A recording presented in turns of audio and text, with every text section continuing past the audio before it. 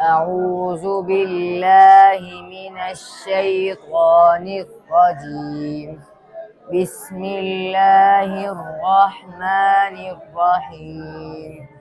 قال فما خطبكم أيها المرسلون؟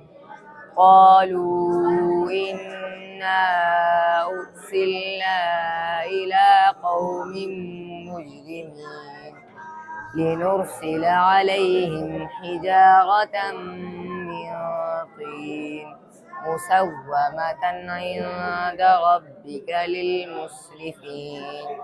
فأخرجنا من كان فيها من المؤمنين فما وجدنا فيها غير بيت من المسلمين.